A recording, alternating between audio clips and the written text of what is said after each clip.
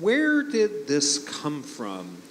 Where are we today? There's a vast history of psychedelics that goes back into antiquity. There's a lot of use in the last 100 years for healing and insight. And Joe is going to walk us through where we've been and where we are today. So I'm going to move pretty quickly through this. We really want to get to questions, and so we're all going to try and make briefer statements than we might otherwise make. So there's evidence that peyote was traded 5,000 years ago.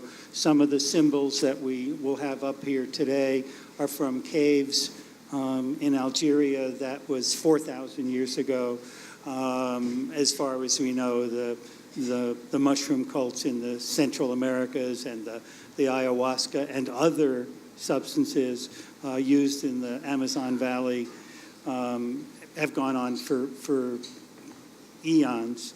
Ibogaine in Africa, et cetera. So there's ample evidence that in various cultures around the world, psychedelics or mind-altering substances have been used for as long as there have been humans, as near as we can tell.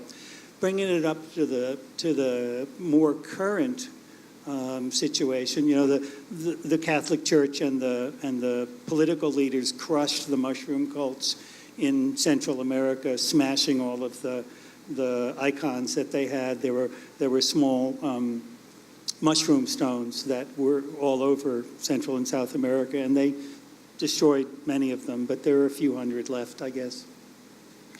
Coming up to our more modern times, LSD was discovered by Albert Hofmann at Sandoz, 1938, 1943. He accidentally dosed himself and then deliberately dosed himself the second time and had a remarkable bicycle ride home that we now celebrate as Bicycle Day.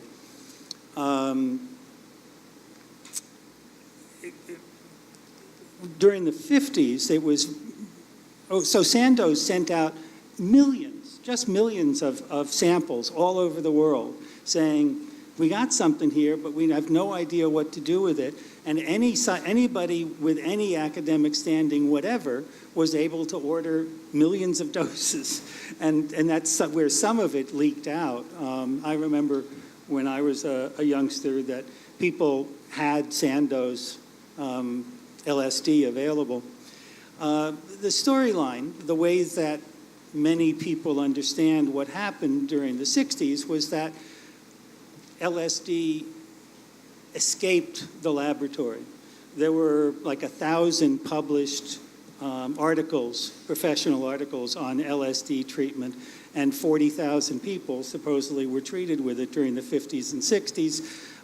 But once it broke out into the general public and people like Owsley started selling high-quality LSD on the street, something happened. I personally think it was a revolution. I'm unwilling to take the dominant argument that's now existing in academia, at least, which was that the LSD escaping the lab caused the government to freak out and crush all research. There was an article in Atlantic, Harper's last year, quoting Ehrlichman, Nixon's aide-de-camp, as it were, that the whole war on drugs was essentially Nixon's vindictive punishment against blacks and hippies, and that it was just essentially a get-back. And he's quoted as saying he never even believed the war on drugs, and neither did they believe that the war on drugs was real. So in the late 70s, all research stopped. And then they busted Owsley, who was producing most of the quality LSD, and everything sort of went underground. There was, in fact, still a movement happening, but it was very underground. Leo Zeff is one of the people who kept it going. Goff, who was one of the original psychotherapists, Freudian psychotherapists from the 50s, kept it going with holotropic breath work. Some of it, Esalen sort of kept it alive as well. But through the 70s, 80s, through the late 70s, 80s, and 90s, pretty much nothing happened in this country, and really not much happened around the world. The rest of the world followed the American DEA and made all these substances illegal. But there were people like Doblin and Griffith and others who had enough, I don't know, I'm not sure what the word would be, but were respected enough by the DEA that they were allowed to start very small experiments, again, with very needy, you know, we're talking about anxiety in people with cancer, we're talking about PTSD, we're talking about permanent depressions. These were the people that got the initial research. Where we're up to now is that there is really first-class research happening on the effects of LSD and psilocybin and MDMA on depression, anxiety, PTSD, a range of other things.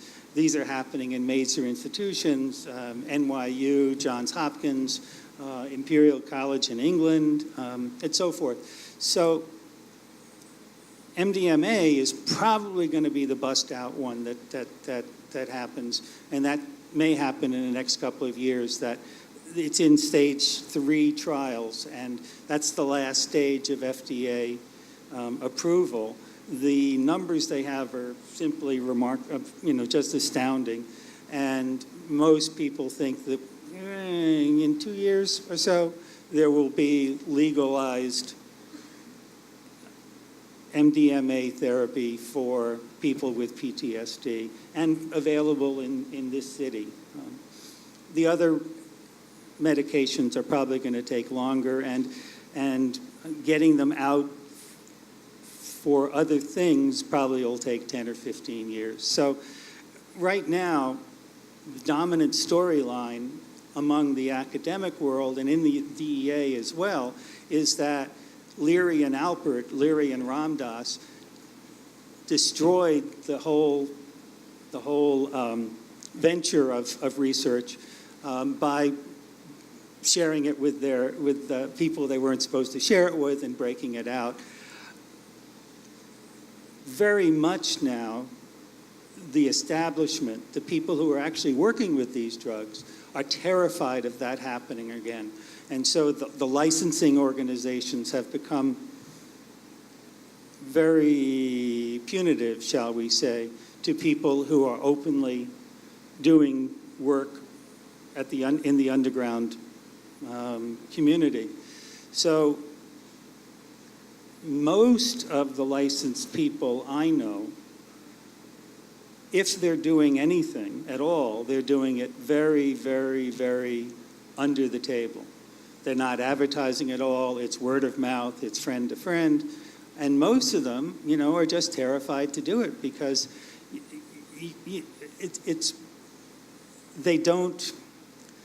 the bar for you to lose your license and therefore your livelihood is pretty low.